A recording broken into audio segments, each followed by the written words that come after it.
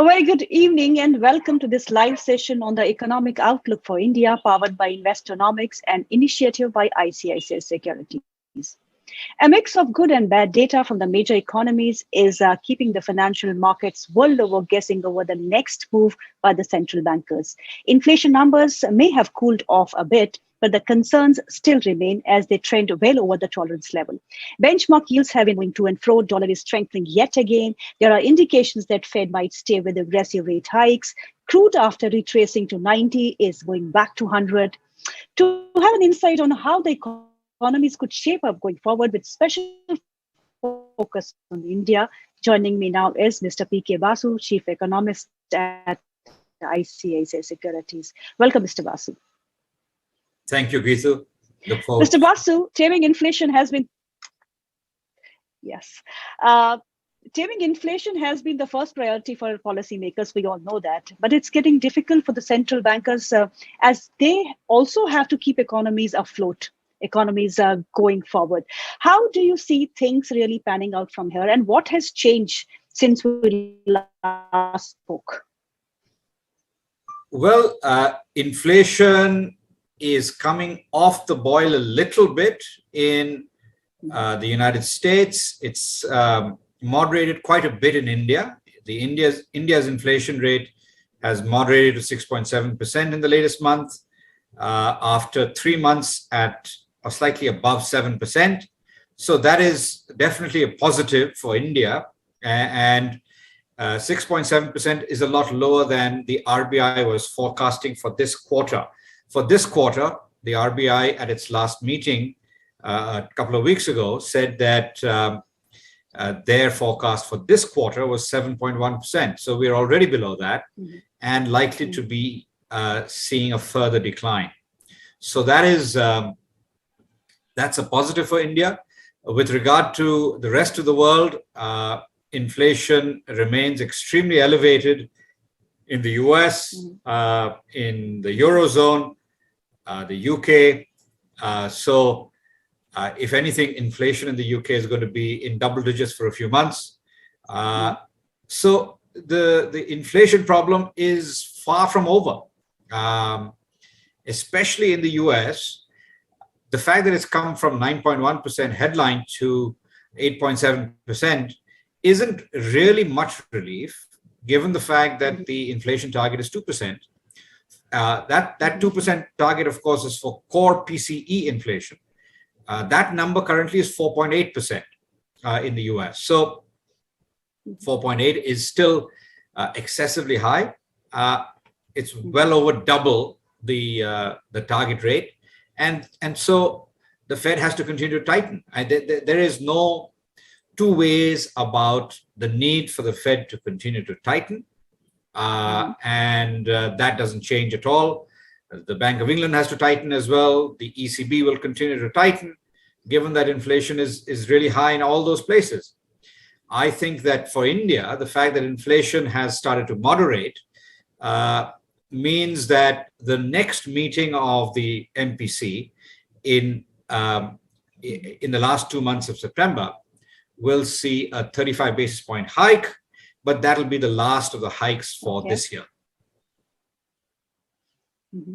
So the what has actually changed? 5.75. Yeah. Yes. Okay.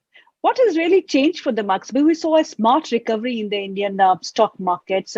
From June 17 lows, we were up nearly 17%. Now we are back, by a few hundred points from the top that we were expecting to touch 18,000.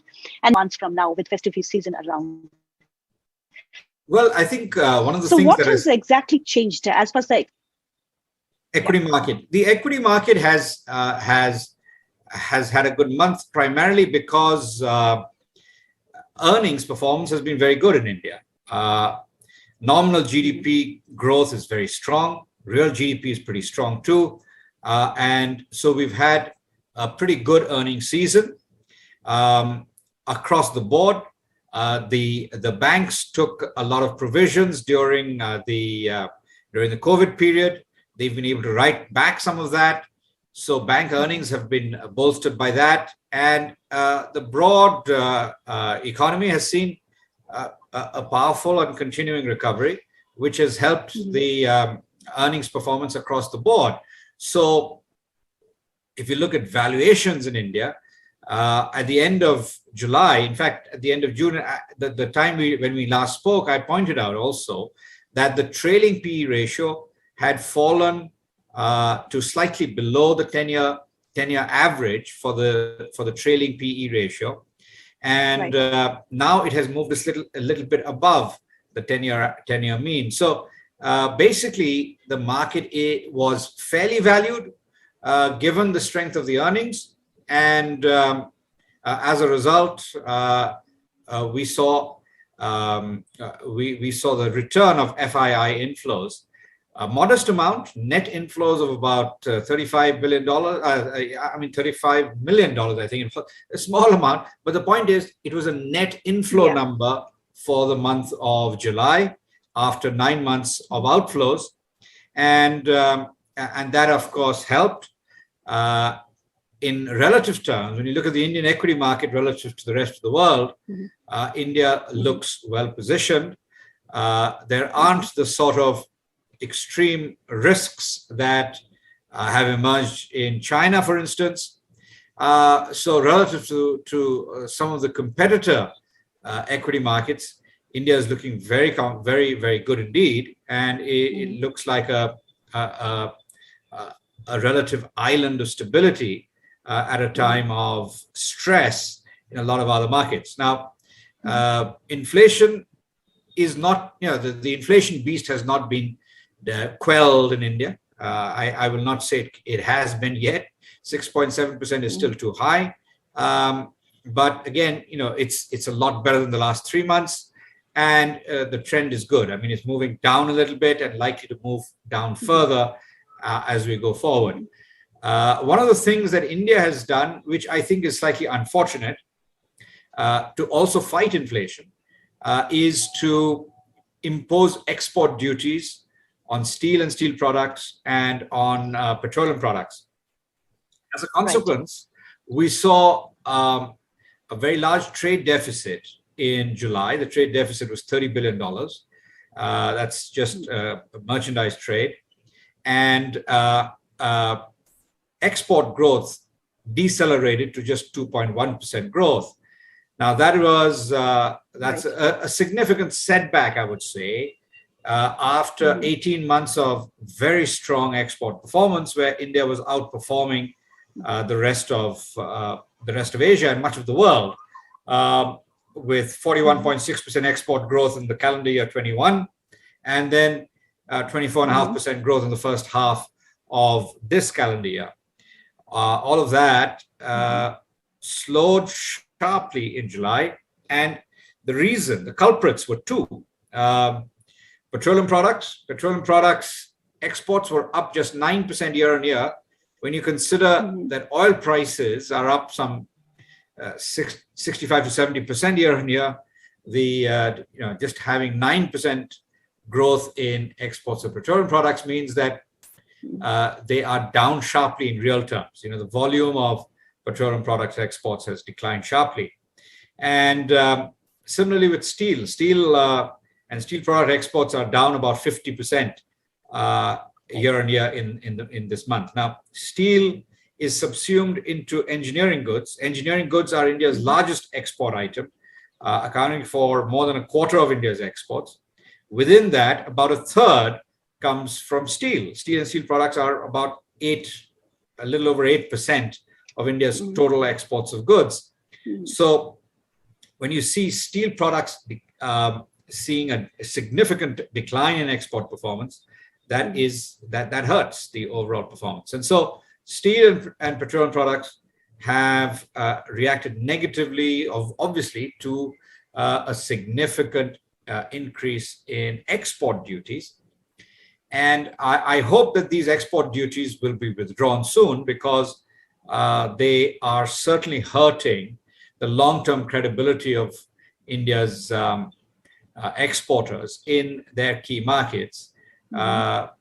If they have to raise their prices because export duties have gone up, then obviously they're going to lose market share. And so we are getting a small benefit in the form of lower domestic prices, a little bit of steel and of petroleum products, but the cost to India's reputation as an exporter, I think, is not worth the very small benefit that has come from the decline in those prices. Now, for instance, with the iron and steel sector, they could have simply raised export duties on iron ore to deter exports of iron ore, thereby dampening domestic prices for iron ore, and then not put this duty on steel.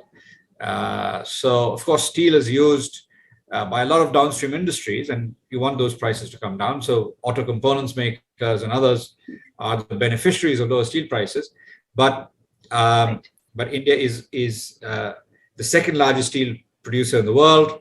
It is until June, it was the only one of the top 10 steel producers in the world that was seeing output increase this year. And still remains the case. Now, of the top 10 steel producers in the world, only 2, India, and interestingly, the 10th largest, Iran, are seeing production increase. The other 8 are seeing production decline. So, some of that production should be exported. A lot of it should be exported. India is competitive as a steel exporter. And I think it's a bit retrograde to have that export duty on steel and steel products. How soon do you expect government to review these levies that they have put on steel and oil products? Do you expect it to happen soon? And what other tools does the government and the RBI really have to, preserve the domestic industry as such from the from the external forces and the external circumstances and the crisis that we are seeing right now? Well, as prices of crude oil particularly begin to moderate, and I think we're in the midst of a trend moderation despite the recent spike up. The trend moderation in crude prices is going to help. I think going forward, you're going to continue to see crude prices decline. Refining margins as well will be tightening, and so we should begin to see the whole complex of oil prices coming down. And I hope that by the middle of next month, we'll see these export duties withdrawn. Export duties are very unusual. We saw Indonesia impose some export duties, in fact, a ban on exports of palm oil, but they withdrew that within 2 weeks. I think as an exporting nation, as a nation that is depending on exports as an important driver of India's economic expansion and transformation, deterring key export items through a tax on exports is hopefully only a temporary step, and I don't think it'll last for too much longer. What do you expect from the Fed's annual Jackson Hole meeting? Because the markets are keenly eyeing this meeting, which is going to happen in the next 2 days. So what is your expectation? What is the kind of indication that the markets will get from there? Well, I think we'll get a reiteration that the fight against inflation remains the primary concern. And there is no doubt that the US economy is still very strong. You see that in the strength of the labor market. You see that in the unemployment rate coming down to near record lows. And you're seeing wage growth picking up as a result. So all of that means that the focus will remain on inflation. Now, there's a bit of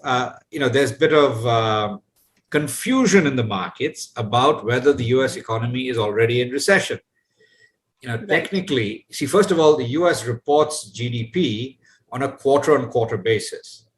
So quarter-on-quarter, real GDP in the US declined for 2 consecutive quarters. In the first 2 quarters of this year, it was down. And technically, that signifies that the US is supposedly in recession. But this is a bit of a misnomer because the US economy grew very strongly last year. It grew 5.7% for the full year.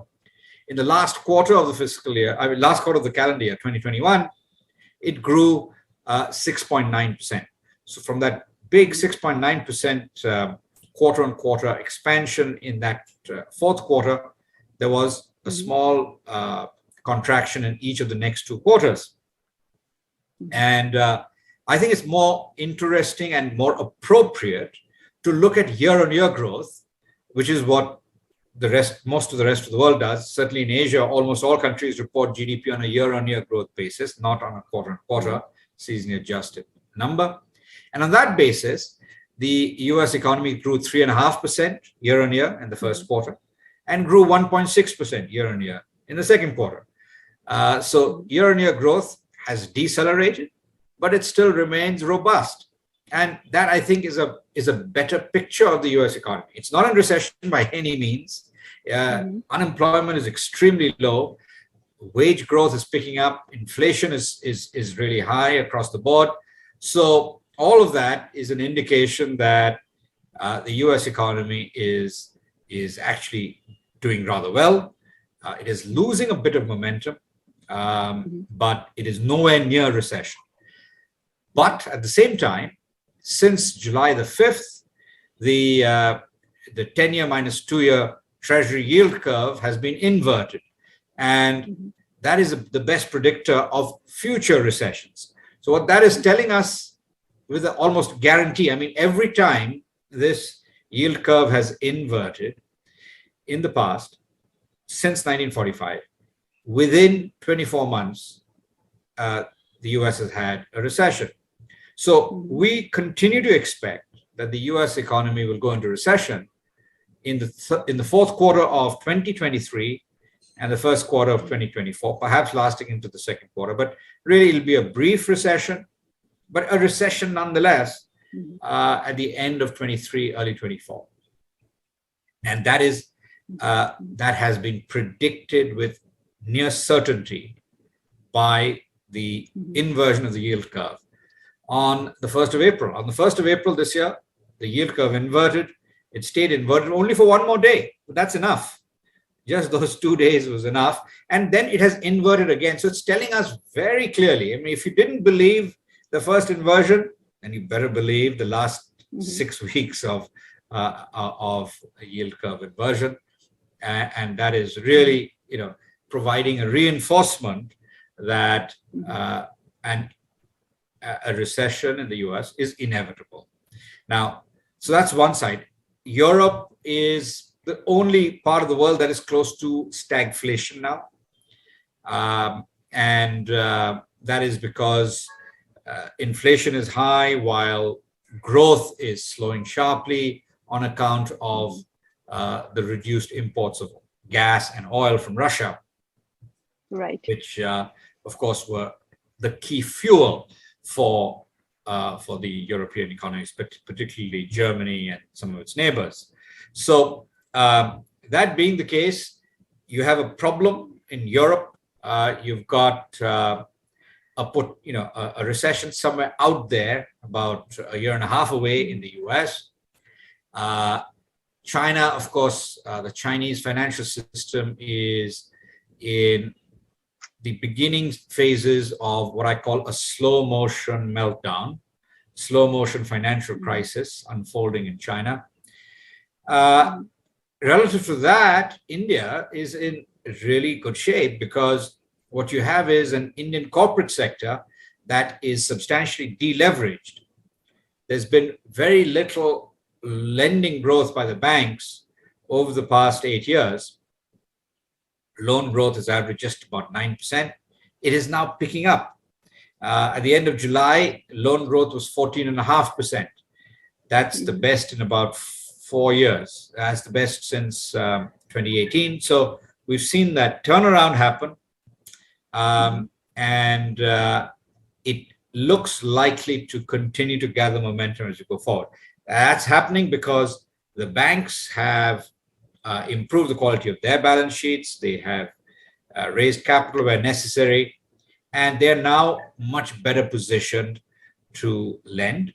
And on the other side, their borrowers, the corporates, are in substantially better shape. They have deleveraged, they've reduced their debt burdens, and in some cases, the more leveraged, indebted corporates have been weeded out by the system.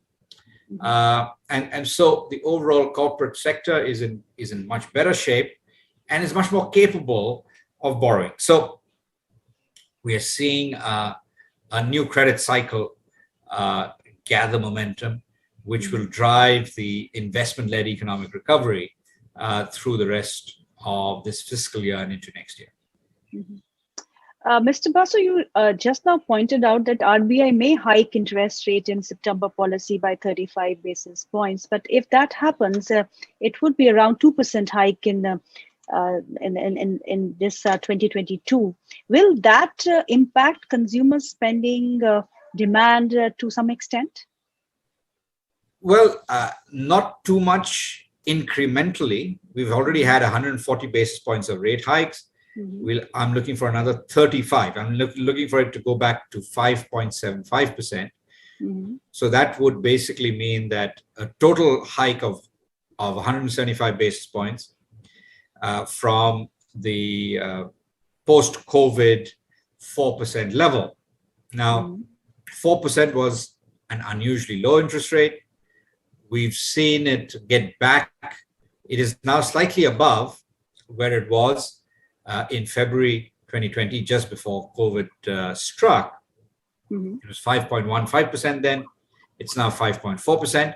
And I expect it'll go up to 5.75. Now, of course, that will have a little bit of a dampening effect on consumer sentiment. But I don't think it will be too much of a deterrent. It's more of a normalization of interest rates from the unusually low interest rates that prevailed during the COVID period. And what is interesting is that during the COVID period, we didn't have a huge lending boom. People didn't start going out and spending a lot on their credit cards. So it isn't as if credit card debt or housing-related mortgage debt has picked up significantly. Corporate debt certainly has not, and so there isn't too much of pressure coming from the rise in interest rates. It's not going to be hurting too many people. But of course, at the margins, it increases the EMIs and so on that you pay, and from that standpoint, it isn't completely irrelevant. It certainly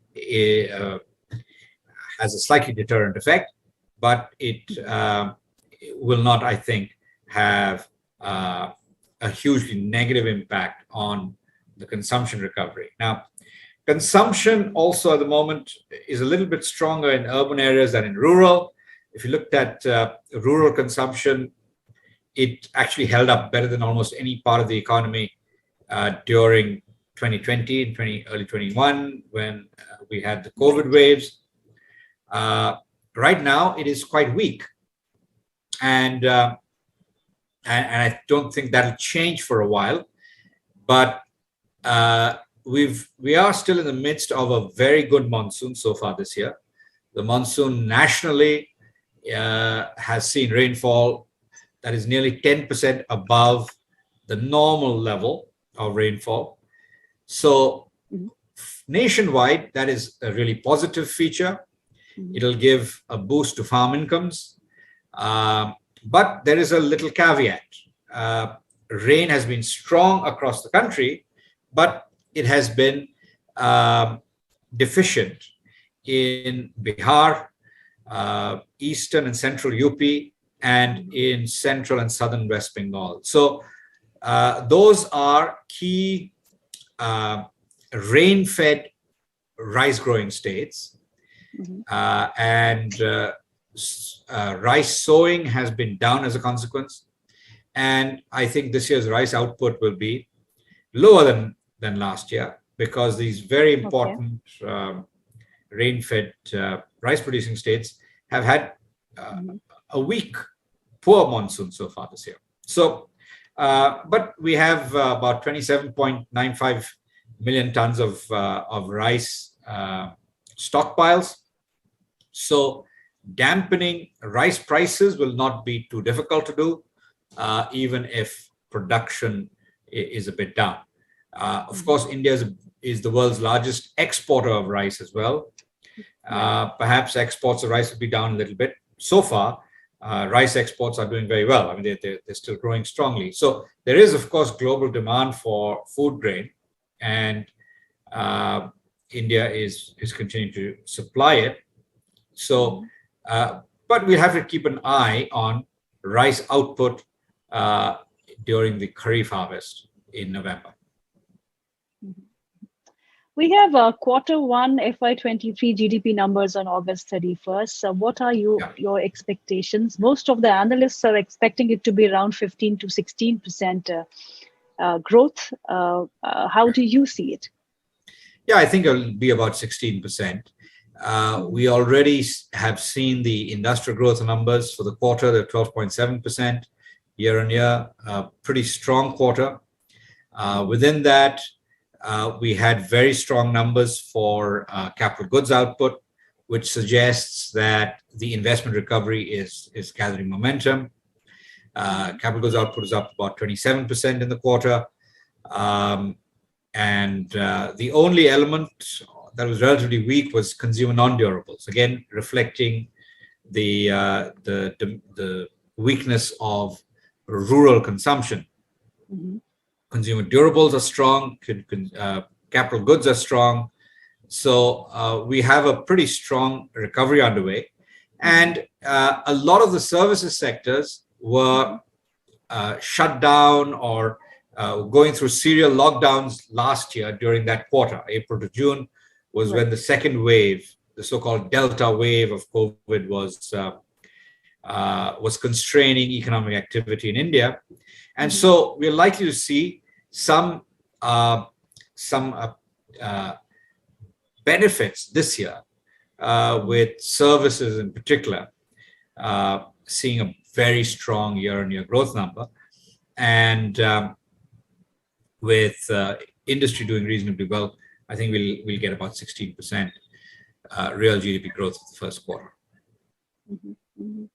If we are seeing some kind of cool off in the commodity prices in the international markets now that crude is below 100, do you expect that there will be an upward revision to the central bank's growth projections for FY22, which has been pegged at 7.2%? Yes, I think 7.2 is an extremely low number. I don't think that, I think they're just being very cautious. The RBI has remained quite cautious about growth prospects this year. It's well below the government's estimate. And I think that the estimates that the RBI has for the third and fourth quarter of the fiscal year are particularly low. They're just over 4%. I don't think we're going to get down to 4% GDP growth for those two quarters. I think we'll be closer to 6%. So for the full year, I'm looking at 8% GDP growth. It would have been higher. In my view, it would have been 8.5%, or perhaps even higher than that, had it not been for this setback to export performance. Now, exports are no longer an afterthought in the Indian economy. Exports of goods and services together are 24.5% of GDP. Services broadly defined to include all invisible exports. And goods exports are around 13.5% of GDP. So if goods exports decelerate this sharply, that has a negative impact on growth. So the second quarter growth, I think, is where the impact will be felt. I think the second quarter we'll see a moderation because of the slower export performance. But for the full fiscal year, I think growth will be 8%, not 7.2. What Mainly will because in the last two quarters we'll see, fourth quarter we'll see over 6% and slightly less than 6% in the third. What will your suggestions be to the government? You are pointing out towards export levy that the government has put in as a deterrent to the exports from our country, which is putting pressure on the corporate sector and overall growth of India. So what will your broad suggestions be to the government so that they can, take control of the situation and the economy is not hurt because of these kind of levies which are put and reviewed and cut and increased from time to time? Yeah, we are in a very unusual period for the global economy. I acknowledge that we are in an unusual time with a lot of volatility in commodity prices because of the geopolitical situation and the fact that Russia and Ukraine, who are at war, are major suppliers. Russia is a huge supplier of oil and gas to the world, and Russia is the world's biggest exporter of wheat. Ukraine is the fifth biggest. Ukraine is the biggest exporter of sunflower oil. So a lot of commodities have been affected by the war between Russia and Ukraine, and so that is an unusual situation. It needs some unusual responses. But I'd say that the one response that has been surprising is the imposition of an export duty. I think the benefits of an export duty are far outweighed by the costs.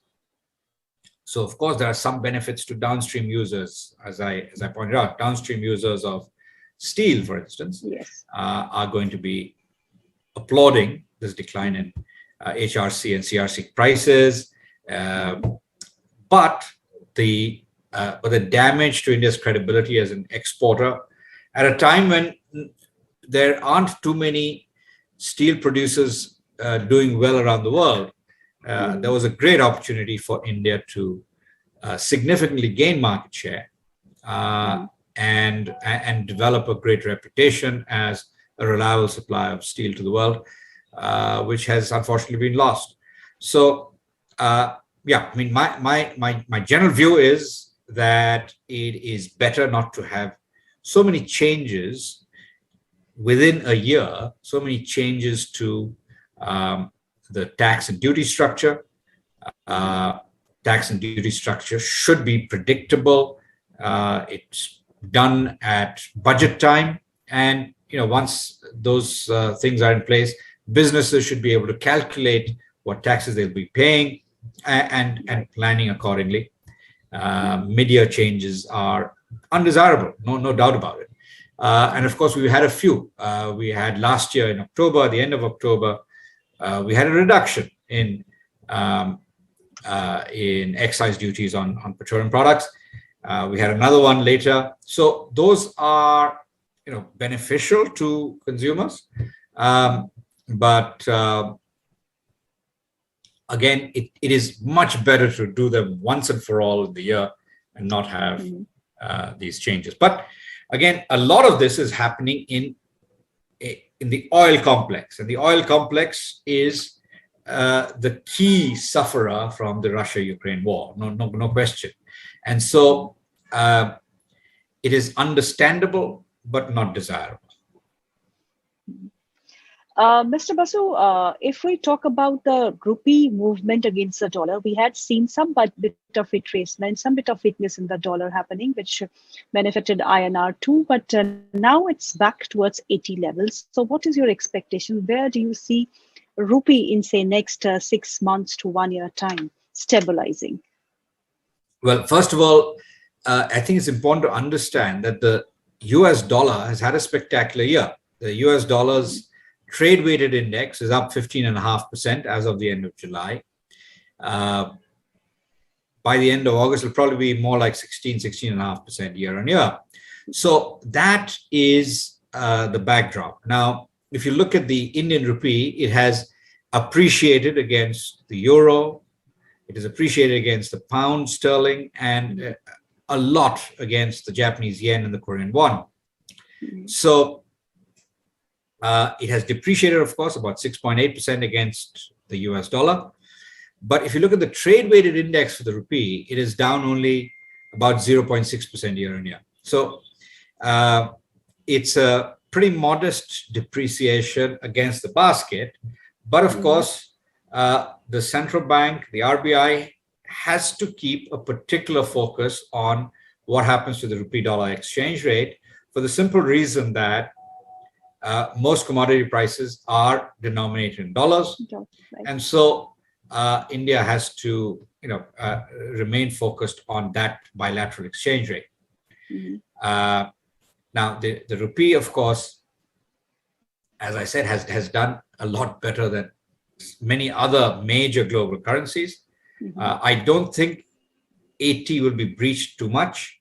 It seems that the RBI has more or less got a kind of red line on 80 rupees to the dollar. And that's reasonable, unless the dollar appreciates a lot against the entire basket, in which case it is foolish to stand in the way. If the US dollar appreciates another 2 or 3% against the basket, and India is the only one that said no, 80. 80 is some sort of holy grail. That is obviously not going to happen, and it doesn't make sense to do that, because if the dollar keeps appreciating against everybody, then you have to allow a little bit further depreciation. But I think the dollar is getting close to its peak for this cycle as well. They've had a very strong year, but post the next FOMC meeting, which interestingly is at the end of September. Normally, FOMC meetings are held every 6 weeks. The next one is 8 weeks after the previous one. It's unusual. And the FOMC and RBI MPC will be meeting more or less at the same time. So we'll have some interesting times at the end of September. But I think it's looking likely that the Fed will do another 50 basis point hike, at least, and possibly 75. The point is that the Fed needs to keep raising rates because inflation is still rather high, but inflation has started coming off that peak. If we see the next number for all the key indicators, core CPI inflation, headline CPI inflation, core PCE inflation, all moderating further, we'll have most of those numbers just before the FOMC meeting. So if that happens, then the Fed will do 50 basis points and also signal that the really big rate hikes are behind us. Now, if they can signal that, that'll probably mark the peak for the dollar. So I've maintained that the rupee too will bottom out for this year at the end of September, and thereafter we'll begin to see a modest improvement. And so there are two factors, I think, for the rupee. One is how much more will the dollar appreciate? If the dollar appreciates another, closer to 3% in September, then the rupee will go towards about 80.5. If the dollar appreciates only about 1%, then I think the 80 level can still be defended reasonably well. The other side of the picture is Brent. I think Brent crude is going to be coming down to below $80 a barrel by October, and that'll be a huge benefit to India. Now, there are a few moving parts again. With oil also, there's again talk of a revival of the Iran nuclear deal. I'm skeptical. I'm skeptical. In March, it came very close to being revived, but Iran had a few special demands of the US, which are impossible for the US to meet. So it's not clear in the current text whether Iran is still demanding those things. They were demanding that the Revolutionary Guard be removed from the list of terrorist organizations. That is unlikely to be done by the US. Second is even more difficult. The Iranians were demanding that the US give a guarantee that any future administration will not withdraw from the JCPOA like the Trump administration did. That is not possible in the US system. Certainly not possible now. If the Republicans win the congressional election, then it'll be even more difficult to provide such a guarantee. So really, it's if that demand by Iran has been removed, then it is possible for the JCPOA to be revived. In which case, we'll get we'll get 1.5 million barrels per day of Iranian oil returning to the market, and that'll be an immediate dampening factor for Brent crude prices. Mm-hmm. But I don't think we can depend on Iranian oil supplies coming back. More likely is the slowdown in the European economies and the European demand, the slowdown in Chinese demand, which will have the bigger impact. I think the Chinese factor is really significant. The Chinese economy is in grave danger right now, and it is basically China has a massive problem of real estate overcapacity, and it has a problem of industrial overcapacity. And those two things, China is trying to provide a boost to its off-balance sheet lending by the financial system. Total social financing as a consequence is rising sharply. But the ability of China's central bank, the PBOC, to ease policy further is greatly constrained by capital outflows. So if you look at China's trade surplus in the year to date this year is $482 billion, but their foreign exchange reserves for China are down $150 billion this year. So if you have a $482 billion trade surplus, and yet you're not seeing an increase in foreign reserves, you're actually seeing a decline, that is indicative of a very large amount of capital outflows. Essentially, capital and services and income outflows from China in the year to date, first 7 months of this year, are $630 billion. That is humongous. I mean, even $630 billion is, after all, larger than India's foreign reserves total. And in fact, India is the fifth biggest. India has the fifth biggest stockpile of foreign reserves in the world. So you can't have this kind of massive capital outflow. And if China were to try and ease monetary policy too much further, they'll get even larger outflows, and you'll see much more pressure, downward pressure on the renminbi. So China is really struggling. So what you've seen is, I was astonished that the Financial Times said China slashes mortgage rates, slash by 15 basis points. I mean, yes. So they cut another rate by 10 basis points. The mortgage rate was cut by 15 basis points, and people are saying slashing. Well, yes. The point is that they are cutting rates at a time when the rest of the world is tightening policy, raising rates. Right. So they're going against the grain. They cannot really afford to do this too much more, because already you've had this degree of capital flight from the system, and you'll see even more if they were to try to ease. Now, China has a kind of pyramid scheme in its real estate developer sector. The real estate developers basically borrow from future buyers to finance current project. So what they're doing is they have a project coming up. They don't have enough cash for it, so they announce the next project or the next to next project, and the money deposited by that future buyer then is used to finance this project. And this kind of a pyramid scheme, you see this sort of pyramid scheme in other markets as well. I mean, it's not entirely absent in India, but the degree of it in China is substantially more than elsewhere. So this sort of pyramid scheme is now sort of coming apart, because real estate prices in China are falling for the first time, really, since private housing markets began about 25 years ago. So what we're seeing is basically the first significant 1 year, 12-month period of declining housing prices. And that is having a very negative impact on consumer confidence, on property buyers' confidence in the system, because they're so unused to having a decline in price.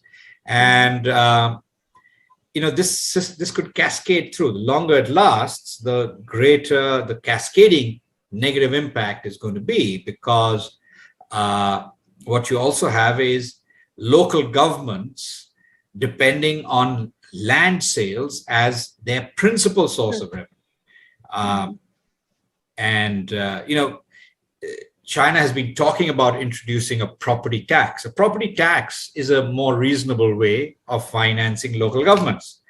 But if you use land sales, then you're on a treadmill. You have to keep selling land. And if land prices are falling, then it's very difficult for local governments or anybody else to try and sell land. If you try to sell land into a falling market, you're going to dampen prices further. So the Chinese system is pretty constrained. It is very stretched,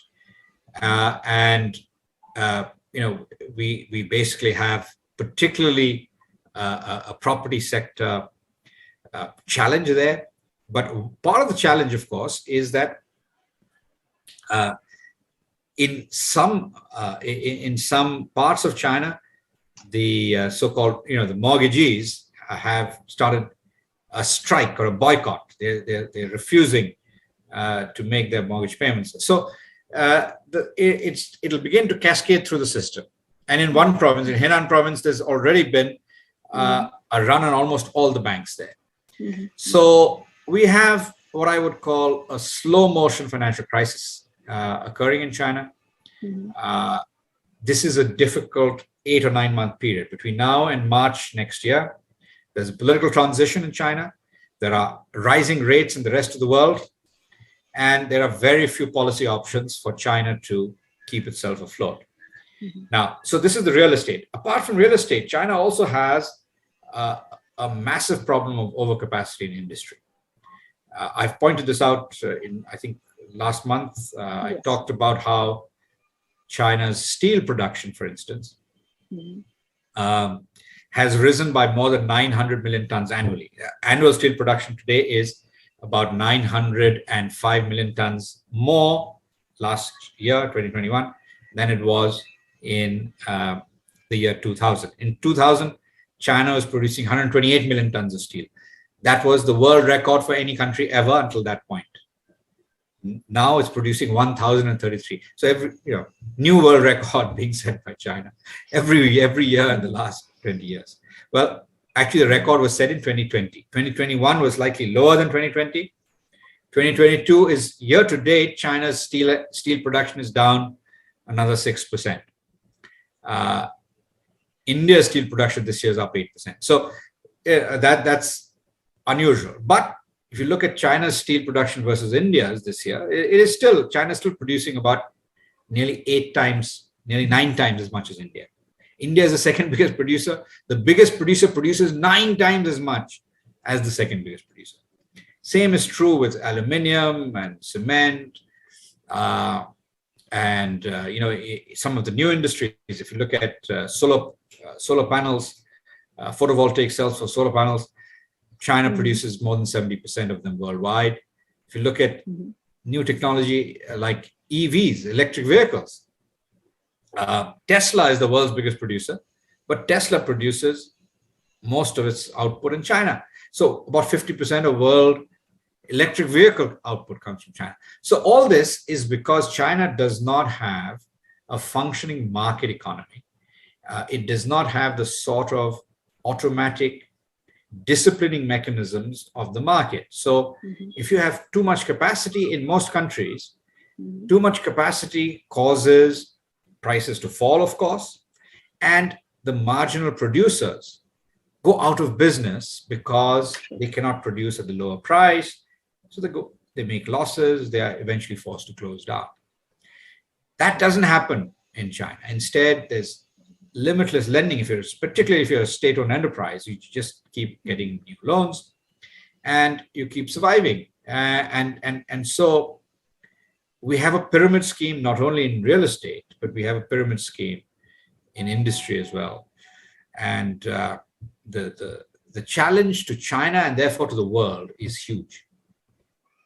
Right. And this year, I think things are coming to a head as we go into the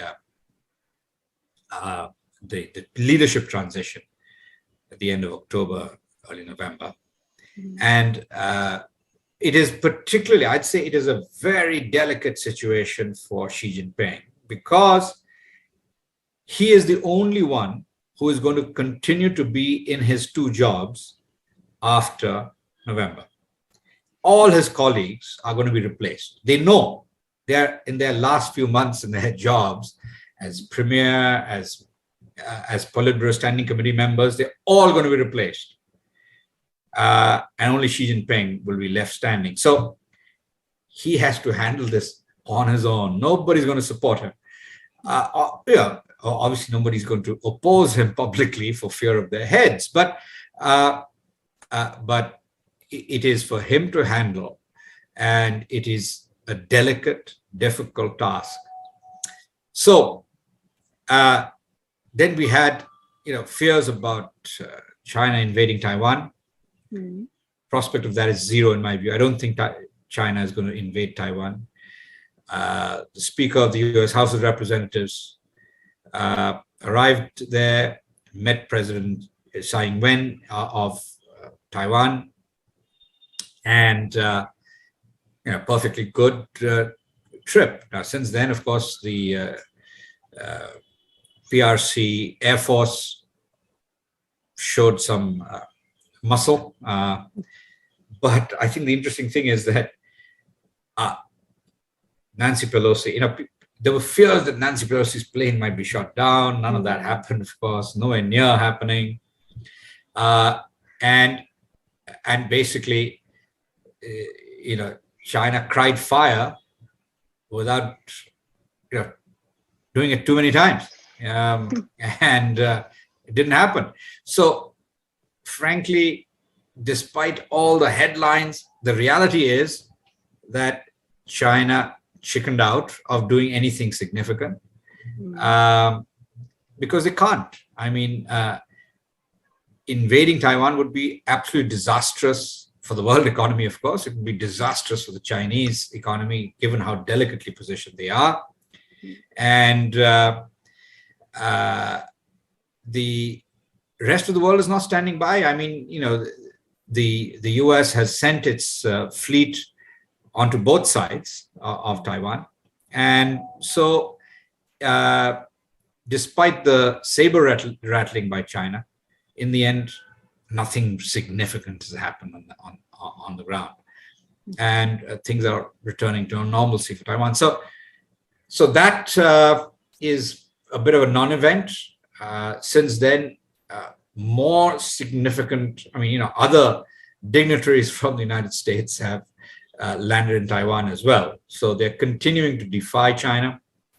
I think that Taiwan as a democracy and the Taiwanese people as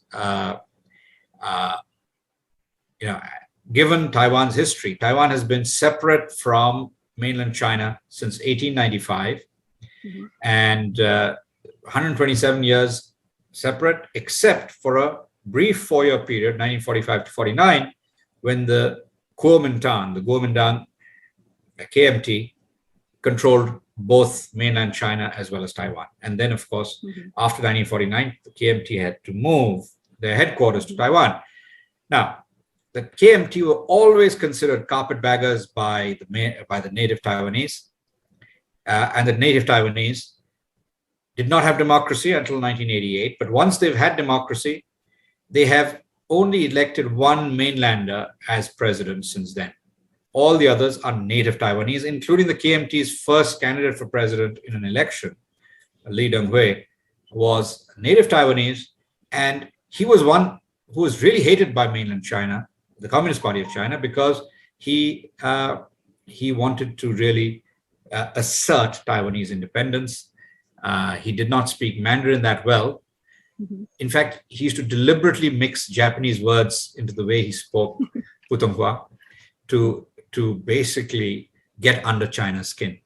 And so this is the history. Taiwan is a democracy. It is the only democracy in the Chinese universe, pure democracy. One country, two systems has been proven to be a sham in Hong Kong. So there is no way for China to move towards peaceful unification with Taiwan. Taiwan has no interest in unification with China. And that's the way it'll be. The status quo will remain. And thank God for that, because Taiwan is a huge supplier, is the main supplier of high-end semiconductors to the world. So if Taiwan is safe, we're all safer. No, but India has also benefited, no, because Indian government is in talks with Taiwanese government to set up a semiconductor units and plants in India. Yes. So Foxconn is, of course, producing a lot of the iPhone 13s, and now iPhone 14s will also be partly produced in India. But it's interesting to note that iPhone 14 is also being produced in Vietnam. So they've moved away from a pure dependence on China to diversified supply. But the first iPhone 14s for the first 2 months will still come out of China. So Foxconn is a pure Taiwanese company, but almost all its actual manufacturing, processing and manufacturing used to happen in China. Over the past 5 years, they have moved a lot to Vietnam and India. And we were hoping that iPhone 14 would be produced simultaneously in India and China. It's not going to happen for whatever reasons. Now, with regard to semiconductors, interestingly, Vedanta has a joint venture with Foxconn to produce semiconductors. But really, the prize in semiconductors is TSMC. TSMC produces more than 85% of the highest end semiconductors for the world. And they are about 20 years ahead of the technology that China's best wafer fabs have. India is 50 years behind. Okay, when it comes to semiconductor, 50 years or infinitely behind. We basically have no semiconductor manufacturing in India. We have a fair amount of semiconductor design, research, R&D activity going on in Bangalore. Texas Instruments moved a lot of their R&D facilities to India over 20 years ago. So we have a critical mass of design R&D expertise in India. But to marry that to actual wafer fabrication and production of semiconductors is not a simple thing. I mean, India hasn't done this, but yes, the PLI scheme is aimed at generating a semiconductor sector. We've had the headline announcement that Vedanta is getting together with Foxconn to produce probably mass market semiconductors. which is fine. It's a start. And others, there are a few others. But really the prize is if we can get TSMC to move even 2% of their wafer fabs to India, or TSMC's domestic competitor, UMC. If you can't get TSMC, look at UMC, which is also quite good. Taiwanese are, if you can get them to put some of their production in India, that would be a real prize. That'll be worth celebrating in the medium term. Thank you, Mr. Basu, for being with us. I appreciate your time. It is always a pleasure listening to you, sir. Lovely talking to you as well, Geetu. Thank you so much for your time. Thank you.